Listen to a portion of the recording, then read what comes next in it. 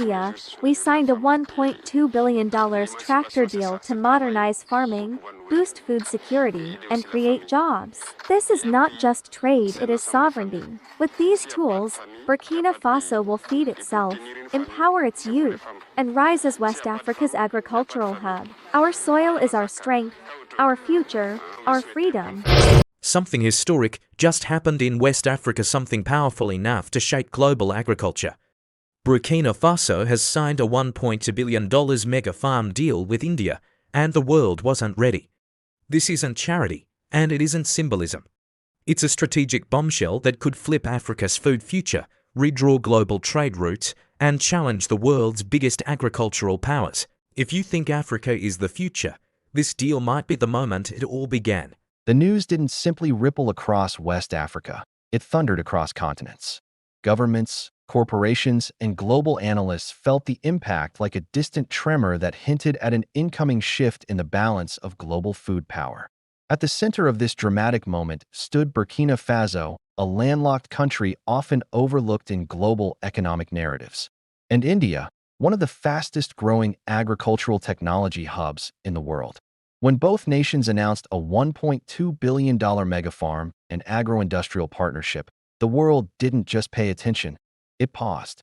This wasn't a symbolic handshake or a minor memorandum. It was a declaration, a message, a rupture in old assumptions that Africa's role in global agriculture would remain secondary. For Burkina Faso, the deal symbolized a bold leap toward transforming millions of hectares of fertile land into engines of food production and rural prosperity. For India, it signaled the next phase of its international agricultural expansion, exporting its technical expertise, processing capabilities, irrigation systems, and green-focused agricultural machinery.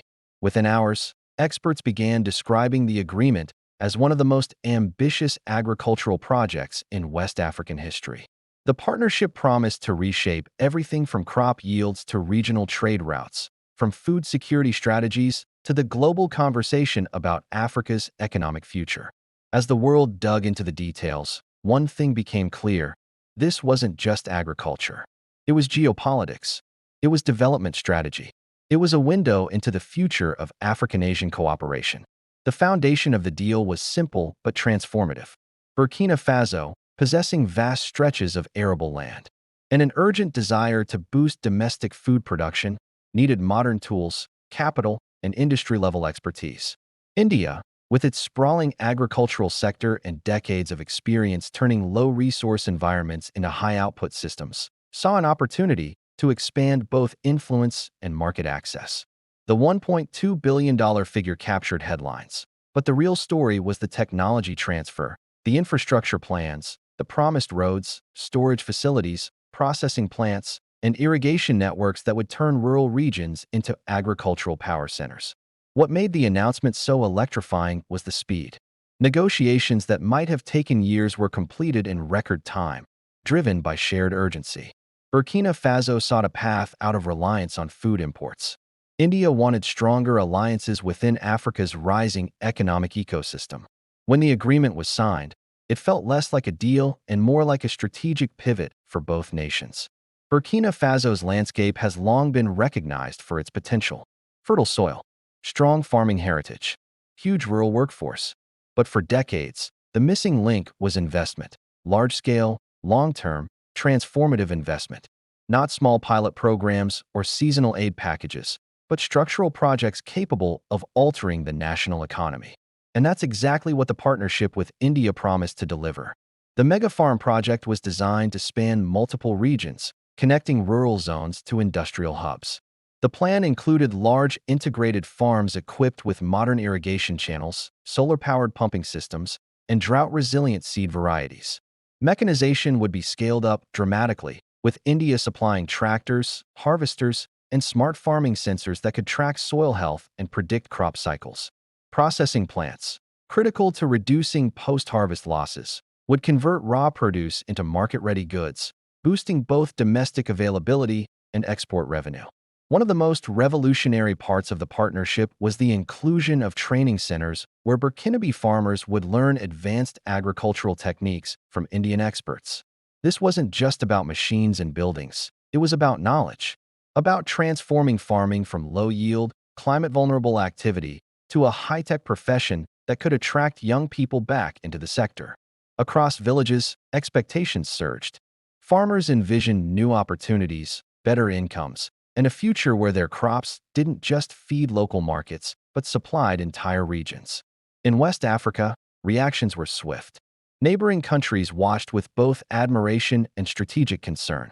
The region has long struggled with food insecurity, unpredictable rainfall, and dependence on food imports that drain national budgets. Burkina Faso's move set a precedent, one that suggested a new pathway for African countries seeking rapid agricultural modernization. If successful, it could inspire a wave of similar deals, linking Africa more deeply with Asia's agricultural giants. Global powers also took notice. The United States, China, Europe, and the Gulf states had all invested heavily in African agriculture over the past decade. But this deal represented something different, a partnership that was not extractive, not short-term, but synergistic.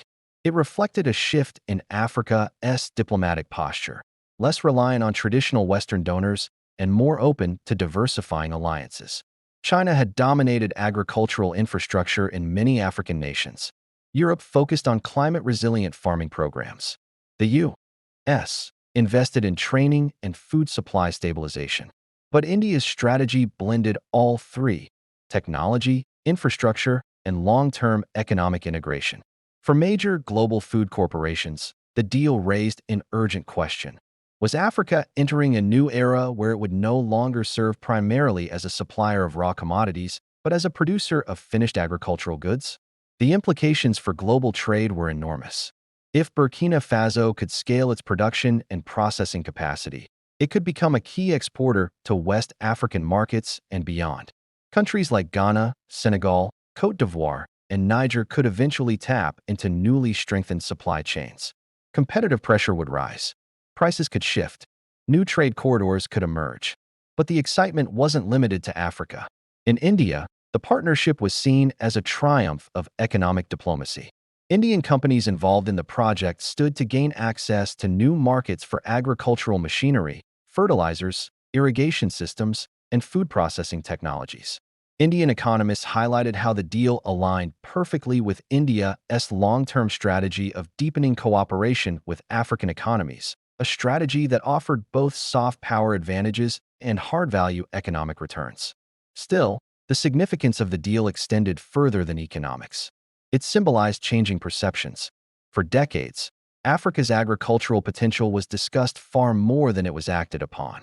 International meetings, summits, and conferences echoed with repeated promises of rural development and food security improvements. Yet the structural investment needed was often missing. This time felt different. This time, West Africa was not waiting for handouts. It was forming strategic partnerships based on mutual benefit. The dramatic effect of the announcement grew as analysts began outlining what a fully operational megafarm system could do for Burkina Faso. Increased crop yields could stabilize food prices and protect the country from external shocks. Expanded processing capacity could reduce waste and increase product shelf life. New jobs could lift rural communities. Infrastructure improvements, roads, solar installations, water systems, would outlast the project itself, providing long-term national benefits. There was also the climate factor. Burkina Faso, like much of the Sahel, faces rising temperatures and unpredictable rainfall patterns. Traditional farming methods were struggling to keep up. By incorporating advanced irrigation systems and climate-resilient crop varieties, the partnership offered a blueprint for how African nations could protect themselves from climate volatility while boosting production. In global climate forums, the deal was hailed as a rare example of developing countries collaborating to create practical, scalable climate solutions. As days passed, global reactions intensified. Some Western analysts framed the deal as a geopolitical recalibration. Others described it as the dawn of a new agricultural bloc between Africa and Asia. Meanwhile, major food importers in Europe and the Middle East began studying the potential of Burkina Faso becoming a supplier within the next decade. The world's attention, for once, was fixed not on problems in the Sahel, but on possibilities. Within Burkina Faso, the mood was electric. Local media celebrated the deal as a national turning point. Rural associations voiced optimism. Urban commentators debated how the new agricultural income could diversify the economy and reduce dependence on volatile sectors. The vision of modern farms stretching across the landscape felt almost cinematic, fueling a collective sense that history was shifting. Some international critics questioned whether such large-scale farms could disrupt local ecosystems or displace smaller farmers.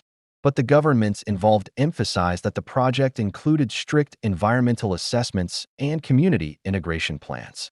The goal, they said, was not to replace traditional agriculture but to strengthen and modernize it, creating a hybrid system that combined community-based farming with advanced industrial operations. Every new detail added to the sense of momentum. The processing plants would be capable of handling cereals, vegetables, fruits, and oilseeds. Cold storage facilities would drastically reduce spoilage. Logistics firms discussed new transport routes to regional markets. Indian agri-tech companies prepared to deploy AI-driven yield prediction tools. Burkina Faso universities announced agricultural research partnerships with Indian institutions. It felt like the opening chapter of a much bigger story, one involving innovation, trade expansion, and the reimagining of Africa's role in global supply chains. There were moments when the announcement didn't feel real. The scale was massive, the ambition unprecedented, the stakes enormous.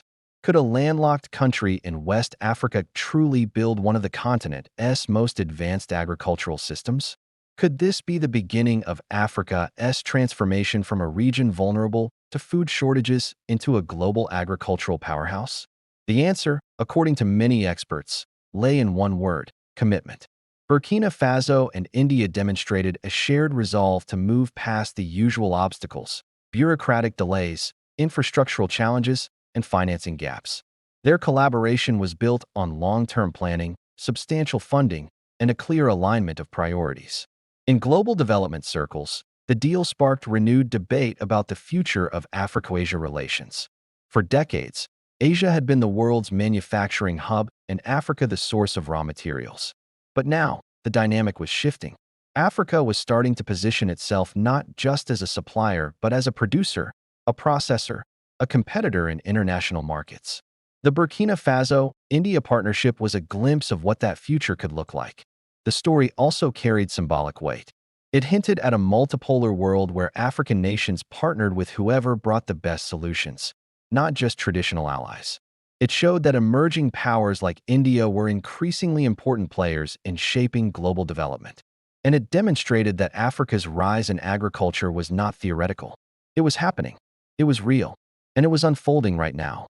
As the world watches, expectations continue to grow. Will the mega farms deliver the promised yields? Will the processing factories operate at full capacity? Will the new agricultural corridors become regional trade arteries? These questions hang in the air like the final notes of a documentary narrator, building suspense for the chapters yet to come. But one thing is undeniable: the $1.2 billion deal has already changed the narrative. Burkina Faso is no longer seen as a quiet agricultural actor. It is now at the center of one of the most ambitious rural transformation projects on the continent. India has cemented its role as a key partner in Africa's development trajectory.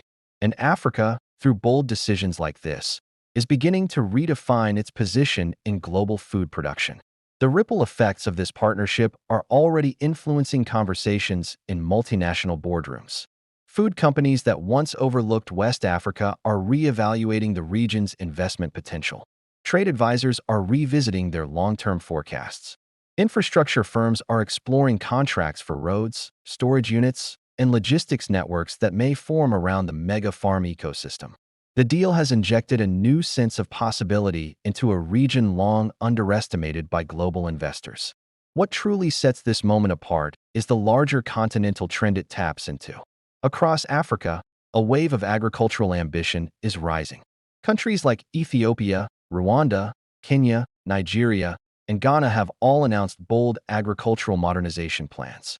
But Burkina Faso's collaboration with India provides something different: a template that combines external expertise with internal development priorities, large-scale financing with community participation, and long-term planning with rapid deployment. For Africa's youth, who make up one of the largest young populations in the world, the implications are profound. Agriculture has often been viewed as an outdated sector, difficult, underfunded, and vulnerable to climate shocks. But with the introduction of advanced technology, better infrastructure, and international partnerships, the sector could become a major source of skilled employment. Young entrepreneurs may one day run solar-powered irrigation businesses, operate smart machinery, or manage processing systems that connect rural farms to global markets. What once seemed unlikely now appears possible. A modern African agricultural economy led by youth and powered by innovation. India's involvement also signals a shift in global agricultural alliances. For decades, much of Africa's agricultural technology came from Europe or North America. India, however, brings something uniquely relevant: experience farming under similar climate pressures, familiarity with low-cost but high-impact technologies, and a development approach that resonates with African priorities. Indian companies see Africa not as a market to dominate, but as a partner with shared challenges and shared ambitions. As global powers watch the growing Africa-Asia agricultural connection, competition is expected to intensify. China may accelerate its agricultural ventures in East and Southern Africa. European institutions may expand their climate-resilient farming initiatives. The United States may increase funding for food security programs and supply chain reforms. The Middle East, heavily reliant on food imports, may begin structuring new purchasing partnerships with African producers. What began as a single partnership between Burkina Faso and India is already causing ripple effects in global policy conversations. Even the global climate agenda is being reshaped. Agricultural resilience is now one of the most urgent topics in climate negotiations, and Africa's ability to produce more food with fewer resources is of global importance.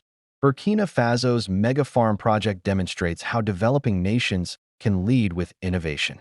Solar-powered irrigation, efficient water management, climate-smart seeds, and sustainable processing systems are no longer theoretical aspirations. They are being built into the heart of a $1.2 billion development strategy, one that other countries may soon emulate. In financial circles, the deal has become a case study in strategic development financing. The scale, $1.2 billion, is large enough to generate meaningful national impact, yet structured in a way that spreads risk across public and private sectors. Analysts argue that such hybrid financing models could pave the way for a new generation of African megaprojects, from renewable energy corridors to manufacturing clusters.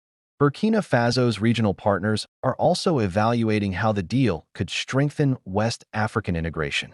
With better food production and improved logistics, Burkina Faso could support regional food reserves, reduce dependency on extracontinental imports, and contribute to stabilizing prices across ECOWAS markets. If successful, the mega-farm project could become a cornerstone of West Africa's long-term food security strategy. Internationally, the narrative is shifting from skepticism to admiration. For years, Africa's agricultural potential was described as untapped, a polite way of saying underutilized. Now, that potential is being activated. Deals like this one prove that Africa is ready to move from aid-dependent frameworks to growth-driven partnerships. They demonstrate that African governments can negotiate powerful alliances aligned with their national interests. And they show the world that the next global agricultural powerhouse may rise not from traditional centers of influence, but from countries once written off as peripheral. The story is far from over. The Megafarm project is set to unfold over several years, with phase-by-phase construction, testing, and expansion. But the foundation has been laid. The vision is in motion. The world has taken notice. And as the dust settles from the initial announcement, one truth stands tall. Africa is no longer waiting for permission to lead. It is choosing its partners, shaping its vision, and rising, field by field, innovation by innovation, partnership by partnership. Burkina Faso's $1.2 billion deal with India is more than agricultural development. It is a statement of power, ambition, resilience, and possibility. It is a sign of what Africa can achieve when nations collaborate with intention and confidence. And it is a glimpse of a future where the continent stands not at the edge of global food discussions, but at the very center. You said,